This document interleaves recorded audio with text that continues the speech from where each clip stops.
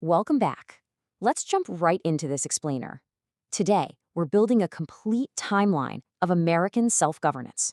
We're going to map out the exact development, the major historical interruption, and the ongoing restoration of American governance to truly understand the structures of our jurisdictions and our political status.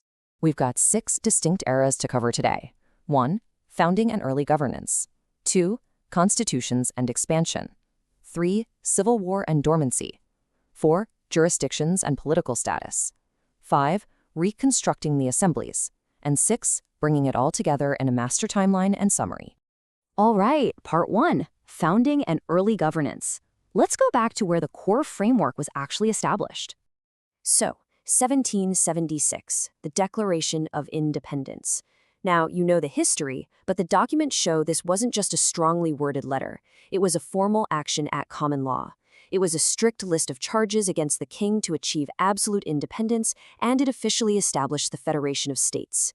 A few years later, by 1781, the Articles of Confederation stepped in to create a perpetual union between these newly free states. If you look at the actual grievances in the Declaration, the motivation becomes crystal clear. The authors were officially dissolving their political bonds to reject foreign jurisdictions. They specifically called out being subjected to Roman civil law through star courts. By stepping away from all of that, the founders positioned themselves as truly independent, claiming an equal station before God and asserting their unalienable rights. So what did that 1776 Federation look like in practice? Well, it actually sits right at the top of the hierarchy. It's the principal, the delegator of all powers. And importantly, it serves as the actual employer of the federal subcontractors. The Federation holds the international land and sea jurisdictions, and it operates solely under American states' common land and public law. Okay, moving on to Section 2, Constitutions and Expansion. Let's look at exactly how those powers were delegated. Here's a really crucial detail about the federal constitutions. There is absolutely no succession between the 1787, 1789, and 1790 documents. One didn't just replace the other. Instead, the documents show they are 3 entirely separate service contracts. The 1787 contract delegated powers for land jurisdiction. Then, 1789 delegated water and military to a British territorial subcontractor. And finally, 1790 delegated air jurisdiction to the Holy Roman Empire successors. Now, what about westward expansion? The Northwest Ordinance managed this through a territorial government process, which was led by the British territorial subcontractor. But here's the kicker. These administrative territorial states were completely temporary by design. They were preordained to be extinguished the absolute second the actual states of the Union were fully organized by the living people. When you map out early American governance, you see a very clear separation of power. Up top, you've got the people and the lawful American government standing squarely under the Declaration of Independence. Below that line, separated by those constitutional contracts we just talked about, are the federal subcontractors. They operate strictly under their specific service contracts, completely cut off from the foundational American government. Which brings us to Section 3, Civil War and Dormancy. This is where the timeline hits a massive interruption. The 1860s literally changed everything. Unlawful military powers were exercised, and unconstitutional Reconstruction Acts were pushed through. The stated purpose, and the ultimate result of these acts, was the destruction and removal of the existing legal state governments. It completely nullified their state constitutions and completely severed their operational capacity. As a direct result of those events, the American Federal Republic workers have simply been missing since 1860. Their specific constitution went totally dormant.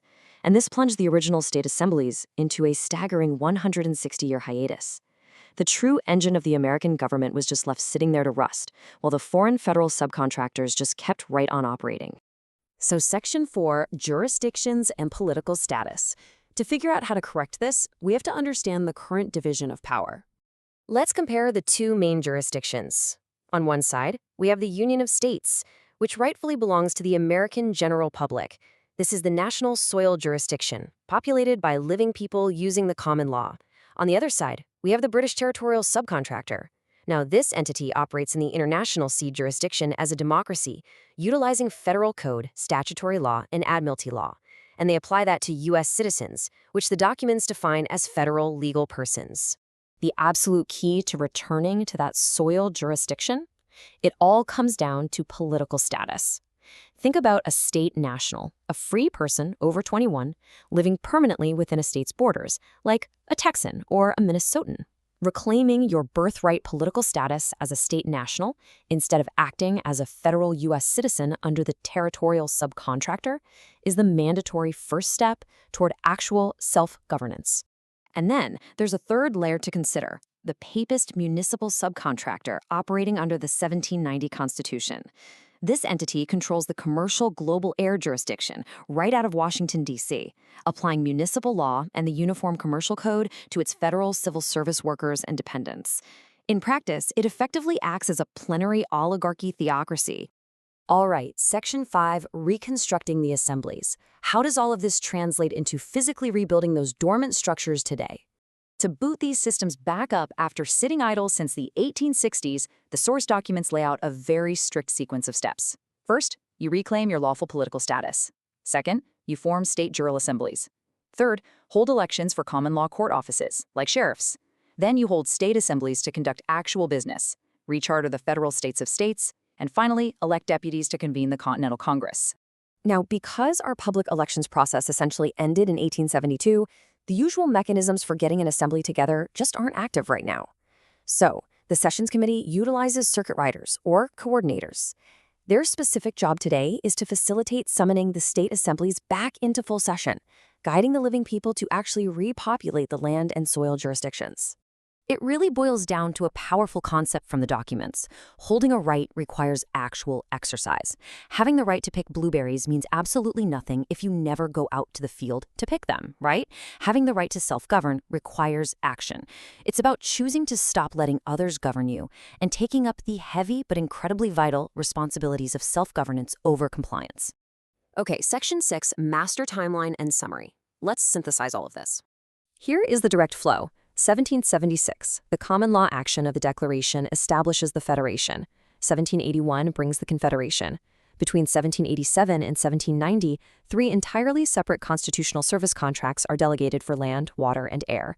This system functioned until 1860, which is when the critical period of government dormancy began. Then the dormancy hits. The 1860s bring unlawful military powers and the Reconstruction Acts, which completely nullify the legal state governments. By 1872, the public elections process ends. And this 160-year hiatus leads us directly to today, where the effort is actively underway to reconstruct the state assemblies, enforce the public law, and extinguish those temporary territorial states, just like it was originally planned. The systems have been dormant for a long time, but the blueprint is still right there. The only question now is, will the people take the necessary steps to boot it back up? This timeline summarizes the development of American self-governance as presented in the source documents contained in this notebook.